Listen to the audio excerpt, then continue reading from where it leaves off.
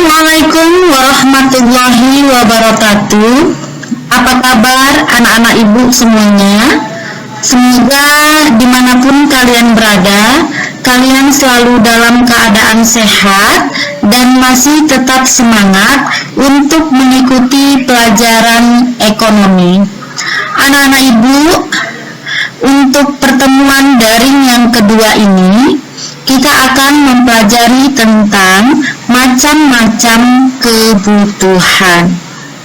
Oleh karena itu, tujuan pembelajaran kita pada pertemuan yang kedua ini adalah ketika kamu sudah mendengarkan materi yang saya berikan, diharapkan nantinya seluruh anak-anak ibu bisa memahami masalah kebutuhan dan alat pemuas kebutuhan. Apakah itu kebutuhan? Kebutuhan bila ditinjau dari kata dasarnya itu adalah butuh. Butuh itu artinya perlu, penting. Jadi, kebutuhan itu adalah segala sesuatu yang diperlukan manusia untuk memenuhi kebutuhan hidupnya. Kebutuhan manusia dengan manusia yang lain tentu berbeda-beda.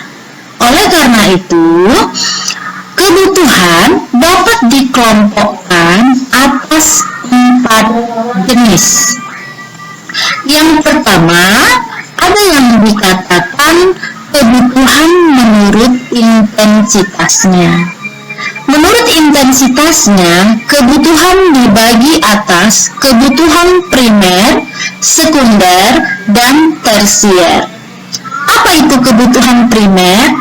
Kebutuhan primer itu adalah kebutuhan pokok, kebutuhan yang harus dipenuhi. Karena apabila tidak dipenuhi, akan mengganggu kelangsungan hidup manusia. Contohnya adalah makanan, pakaian, dan perumahan. Lalu yang kedua, menurut intensitasnya ada yang dikatakan kebutuhan sekunder. Kebutuhan sekunder adalah kebutuhan yang pemenuhannya setelah kebutuhan primer terpenuhi. Contohnya adalah lemari, televisi,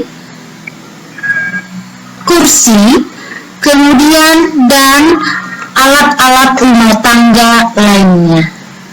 Yang ketiga ada kebutuhan tersier. Kebutuhan tersier itu adalah kebutuhan akan barang-barang mewah. Contohnya adalah mobil mewah, rumah mewah, berlian, mutiara, dan lain sebagainya. Lalu yang kedua, jenis kebutuhan bila ditinjau dari waktunya. Menurut waktunya, ada yang disebut dengan kebutuhan sekarang dan kebutuhan yang akan datang. Kebutuhan sekarang itu adalah kebutuhan yang pemenuhannya harus pada saat itu juga, tidak bisa ditunda-tunda. Contohnya adalah ketika kita sakit, maka pada saat itu kita membutuhkan obat-obatan. Ketika kita lapar, maka kita membutuhkan makanan. Dan ketika kita minum, ketika kita haus, kita membutuhkan minuman. Jadi anak-anak ibu, obat-obatan, makanan, dan minuman itu termasuk kebutuhan sekarang. Lalu menurut waktunya ada yang dikatakan kebutuhan yang akan datang. Kebutuhan yang akan datang ini adalah kebutuhan yang direncanakan pemenuhannya untuk di masa yang akan datang. Contohnya adalah tabungan. Orang tuamu menabung untuk biaya kamu ketika kamu nanti masuk ke perguruan tinggi ataupun ke perkuliahan. Mereka berharap nanti ketika kamu 3 tahun lagi tamat dari SMA, maka semua kebutuhan kamu untuk masuk ke perkuliahan dapat terpenuhi. Jadi menabungnya sekarang, nanti pemenuhannya ketika kamu nanti masuk ke perkuliahan. Nah, jadi tabungan itu termasuk kebutuhan yang akan datang. Lalu contoh selanjutnya adalah asuransi kesehatan ataupun BPJS. Orang tuamu setiap bulan harus membayar BPJS. Bukan berarti mereka berharap kamu sakit, bukan anakku. Tetapi mereka berencana ketika nanti kamu sakit ataupun keluargamu sakit, maka kebutuhanmu pada saat sakit dapat terpenuhi dengan adanya BPJS tadi. Nah, jadi tabungan dan BPJS ataupun asuransi kesehatan itu termasuk kebutuhan yang akan datang. Lalu yang ketiga, jenis kebutuhan apabila ditinjau menurut sifatnya. Jadi menurut sifatnya ada yang disebut dengan kebutuhan jasmani ataupun kebutuhan rohani. Apa itu kebutuhan jasmani? Kebutuhan jasmani itu adalah kebutuhan tubuh, kebutuhan yang dibutuhkan oleh tubuh ataupun raga. Apa yang dibutuhkan oleh tubuh kita?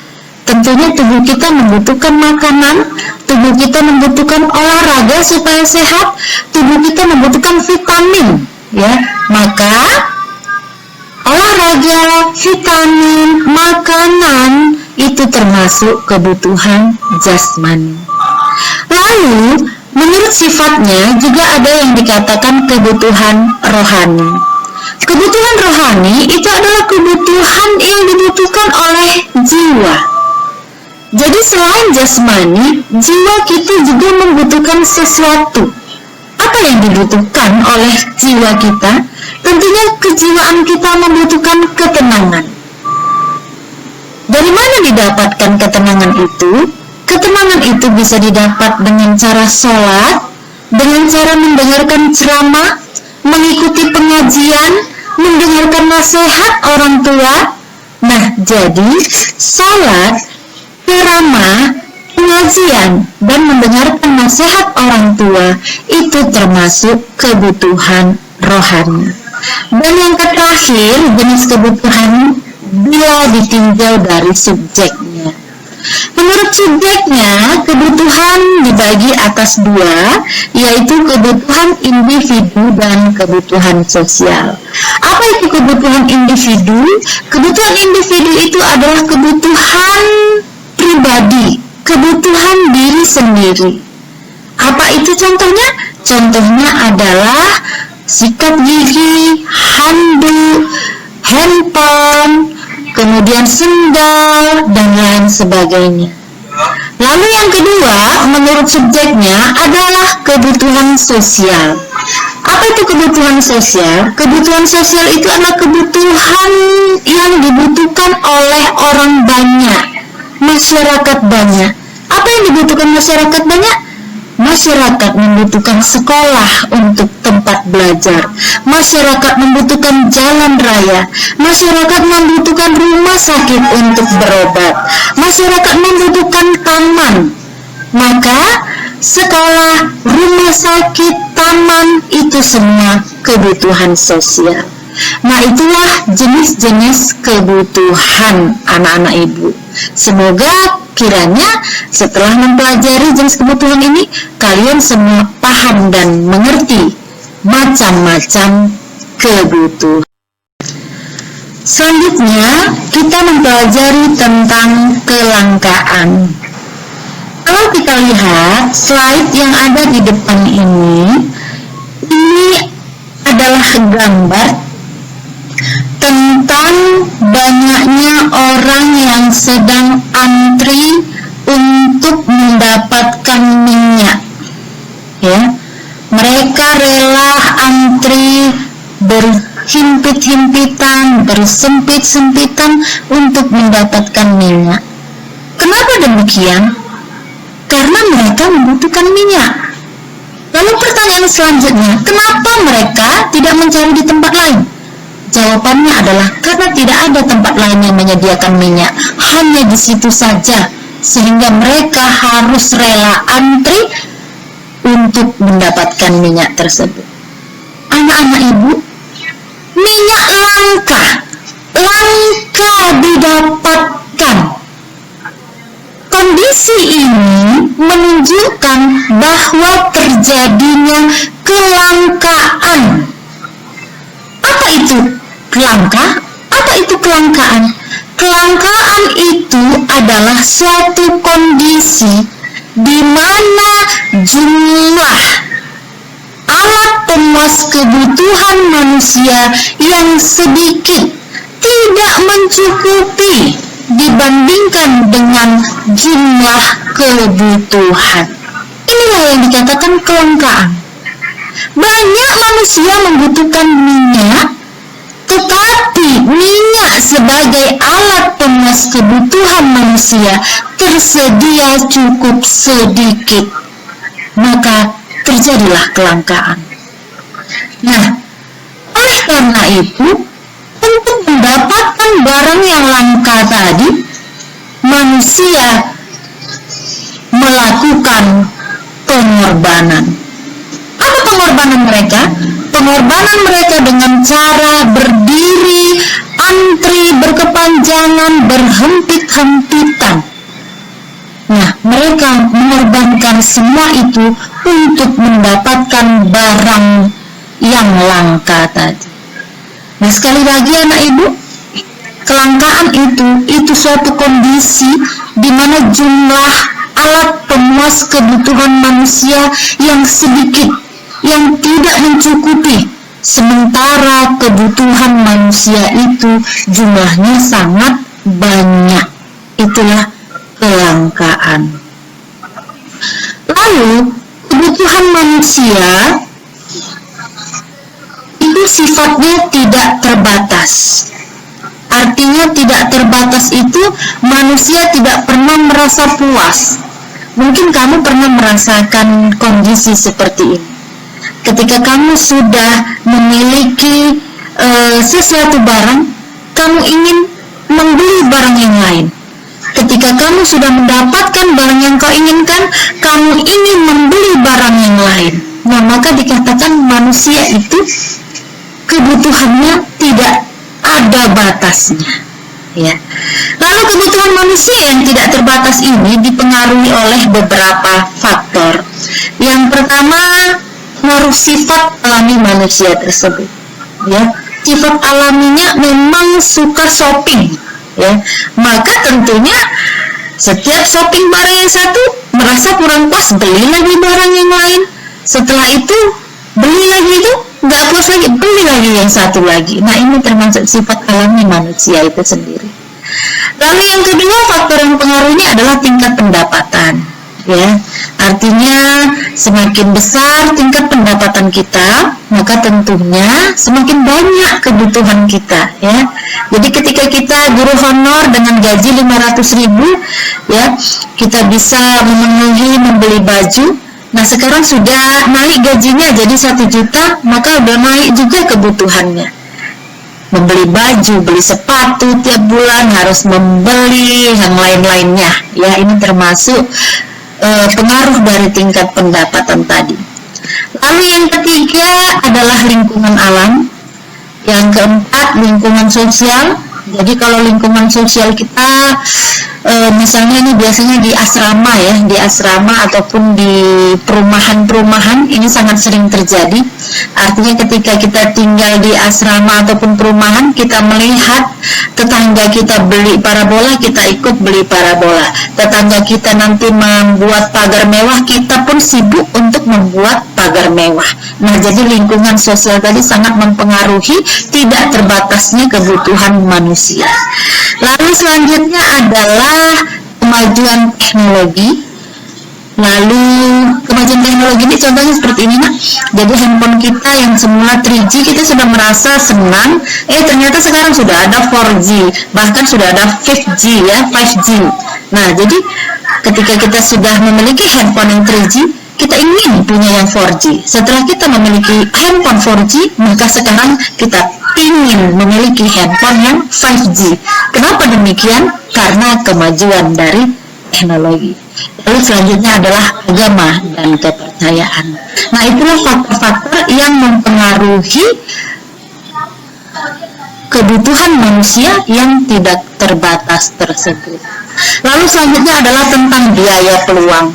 Apa itu biaya peluang? Biaya peluang itu adalah suatu ukuran dari biaya ekonomi yang harus dikeluarkan dalam rangka memproduksi suatu barang atau jasa tertentu dalam kaitannya dengan alternatif lain yang harus dikorbankan.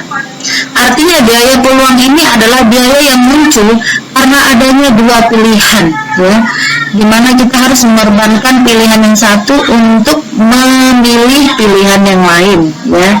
Itu dikatakan biaya peluang. Nah, tingkatnya kelangkaan membuat individu ataupun perusahaan dan masyarakat secara keseluruhan tidak bisa mendapat semua yang mereka inginkan, sehingga mereka harus membuat pilihan. Artinya anak-anak ibu, karena terjadinya kelangkaan, maka kita harus membuat pilihan untuk bisa memenuhi segala keinginan kita tersebut. Lalu pilihan-pilihan tersebut meliputi pilihan dalam mengkonsumsi, pilihan dalam memproduksi, ya. Lalu anak-anak ibu, dengan banyaknya jumlah kebutuhan kita tadi, maka kita harus membuat skala prioritas, ya. Misalnya saya membutuhkan barang A sampai Z, banyak sekali barang yang saya butuhkan, sementara alat pemuas kebutuhan saya sedikit, tidak cukup untuk memenuhi kebutuhan saya tersebut. Maka harus saya buat skala prioritasnya. Saya akan memilih mana dari A sampai Z tersebut yang merupakan barang yang benar-benar saya butuhkan, ya. Maka skala prioritas itu merupakan salah satu cara dalam mengatasi kelangkaan. Ada beberapa hal yang perlu diperhatikan dalam menentukan skala prioritas. Yang pertama adalah tingkat kepentingan.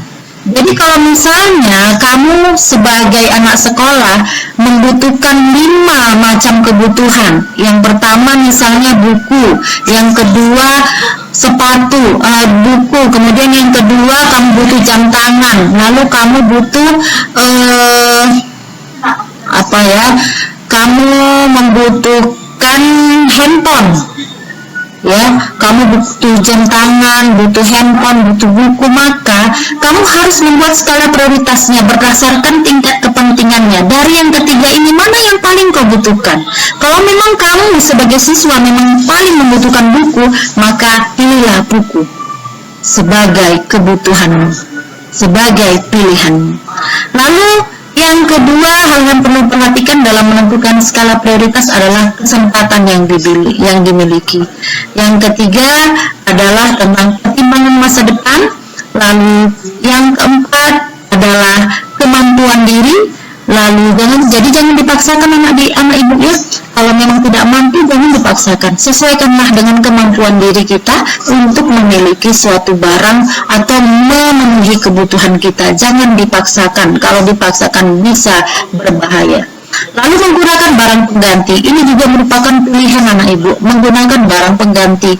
Artinya, kalau memang kita tidak mampu untuk membeli daging, carilah barang penggantinya. Mungkin kita harus beli daging ayam, kalau kita tidak mampu untuk membeli daging lembu. Nah, inilah baik anak-anak ibu, itulah hal-hal yang perlu diperhatikan dalam menentukan skala prioritas. Nah, demikianlah pembelajaran kita pada daring yang kedua ini. Semoga kiranya yang saya jelaskan sebelumnya dapat kamu pahami dan kamu mengerti. Tetaplah belajar di rumah dan selalu jaga kesehatan. Sampai bertemu dalam pembelajaran daring yang ketiga untuk minggu depan. Assalamualaikum warahmatullahi wabarakatuh.